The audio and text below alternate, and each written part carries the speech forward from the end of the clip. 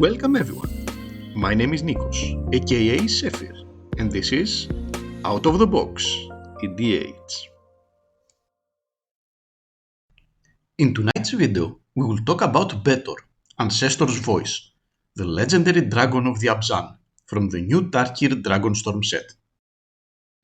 5 CMC, Abzan colors, 3/5 Spirit Dragon, Flying, Lifelink. At the beginning of your end step, put a number of +1/+1 counters on up to one other target creature you control, equal to the amount of life you gained this turn. Return up to one target creature card with mana value less than or equal to the amount of life you lost this turn from your graveyard to the battlefield.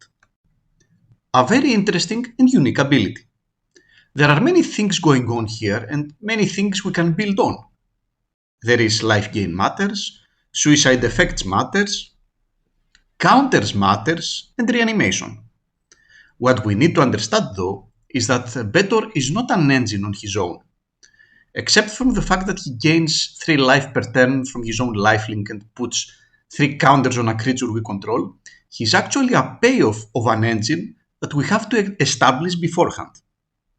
So, how do we build a deck around Betor? My guess is that most people will use suicide and life gain effects like Doom Whisperer, Children of Corliss, Tainted Sigil, perhaps Crystalline Crawler to put the counters on, etc. Not unlike an Abzan version of Willow Dusk, which, don't get me wrong, can be very enjoyable and fun to play, but it is not something unique. And I personally want my decks to be unique, so we will try something a little bit different. First of all, I want to exploit the Betor's huge life swings as much as possible. And there is a category of cards in our colors that interact uniquely with life changes. These cards are the Liches. The Liches are black enchantments that turn life gain into card draw, life loss into exiling stuff from our hand, graveyard, or board, and when they get removed from the game, somehow, their owner usually loses the game. Each one of them is slightly different than the other. Some do not trigger with life loss, but only from damage effects. Some don't need life gain to draw cards and can have 2-card combos with other cards that we are going to use. But the one we will focus on is Lich's Mastery. This is for 2 reasons. The first one is that it has hexproof, so it gets around a lot of removals, saving us a good number of slots we would have used for protection spells otherwise. Remember that if it gets removed, we lose the game. The other and more important reason is that it is the only Lich that actually allows us to gain life. All the other Liches replace the life gain with card draw and would actually neuter our commander. Not Lich's Mastery. It allows the life gain and gives us card draw equal to the life we gain. I have played successfully with Liches a number of times, and I can say for certainty that the most successful cell they can work is within an Enchantress theme. And there is a good number of enchantments that work within a life gain or suicide theme. So, Lich Enchantress will be one of the deck's strategies.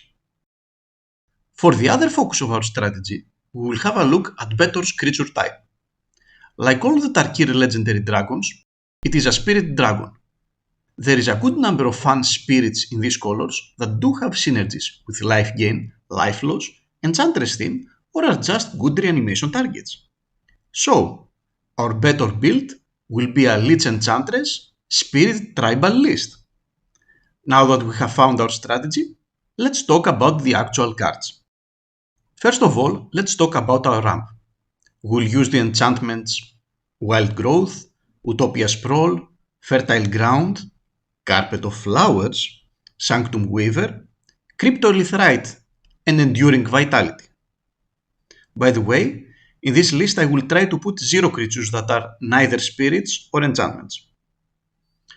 We will also add the classics Farseek, Nature's Lore, and 3 Visits, and the Spirit Tribal relative, Seance board. Kodama of the West Tree is a spirit that ramps and gives evasion, so we will find a spot for him too. Cryptghast is also a spirit that can drain life and doubles the effectiveness of our lands, especially when we have an Urborg in play. Finally, because the Lich engine does not give us a maximum hand size, it is important to have as many such effects as possible. Thus, both Thought Vessel and Decanter of Endless Water are in. Then let's move to our card advantage engines that are not named Lich's Mastery. Eidolon of Blossoms is our chosen Enchantress effect, that is also a spirit by the way.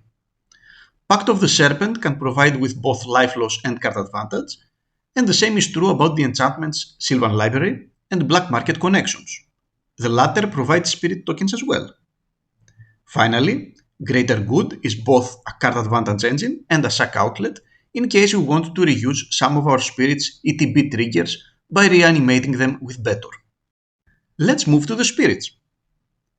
Apart from the ones already mentioned, we will use Tallowisp that tutors for auras, Catilda that can be an extremely huge life gain beater, Mischievous Poltergeist, an excellent defensive creature that can be used as a suicide engine, Life Spinner can tutor for the best possible spirit with minimum cost, since we can reanimate or sacrifice stuff, and Wall of Reverence that can give us huge chunks of life.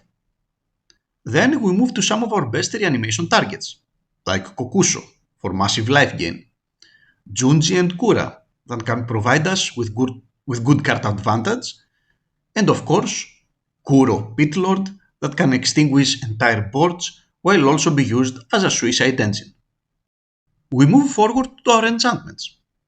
Other than the ones we talked already about, Enduring Tenacity and Sanguine Bond can kill opponents extremely fast, Sterling Grove, Greater Oromancy and Privileged Position offer great protection, Abzan Ascendancy has great synergy with actually everything the deck does, Unspeakable Symbol is another really good suicide engine, Strength of the Harvest and Ethereal Armor can turn a life gainer into a finisher, Hallowed Hunting creates more spirits that care about enchantments, and finally, Cadaverous Bloom can give us the mana we need to play our hand after a successful massive draw with Lich's Mastery. For the removal package, anything from the likes of Darksteel Mutation, Song of Dryads, Oubliette, and Kenrith's Transformation can be used, while Swords to Plowshares has double duty as it can be used in our stuff for life gain purposes. For mass removal, both Toxic Deluge and Doomwake Giant are good options. For protection, Flare of Fortitude, Teferi's Protection, and Clever Concealment are my spells of choice, giving more importance to the Clever Concealment for its ability to phase out our Lich's Mastery, in case we want to use a big suicide effect with it in play and we don't have the proper resources. For tutors, Entomb and Unmarked Grave can search for proper reanimation targets. The before mentioned Sterling Grove, Insatiable Avarice, and Enlightened Tutor are mostly Lich's Mastery searchers, while Eldritch Evolution can bring important spirits straight in play. Other cards worth mentioning are Hatred, that can kill out of nowhere and offers extremely big swings of life, especially if it targets a life gainer, Benevolent Offering, that offers both spirits and life gain at instant speed, and Oketra's Last Mercy that can get us back to 40 life for just 3 mana. All this gives us about 32 to 33 slots to work our land base. As usual, we will use all 3 fetches, all 3 shocklands, all 3 surveillance, all 3 bondlands, and all 3 filterlands. The usual staples of Command Tower, Exotic Orchard, Path of Ancestry, and the appropriate Triome are also in. Valgavoth's Lair is also an enchantment, so it has a place here.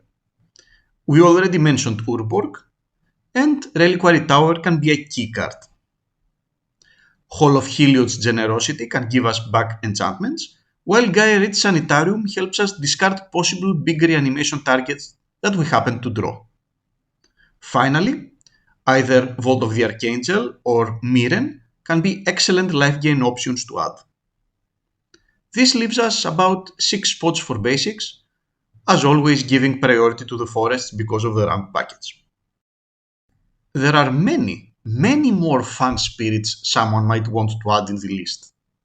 Feel free to experiment with the concept as much as you like. This is my take on Betor, a Lich Enchantress Spirit Tribal Brew. I will put the list in the video description below. I hope you like it, and if you have any more suggestions of what you want me to do next, go ahead and put your suggestion in the comments below. I will do the one with the most likes. As always, if you like what you see, come and join my Discord for free, where all my lists are uploaded. Thanks again for the support, and see you around! Thanks for watching, and see you in the next video.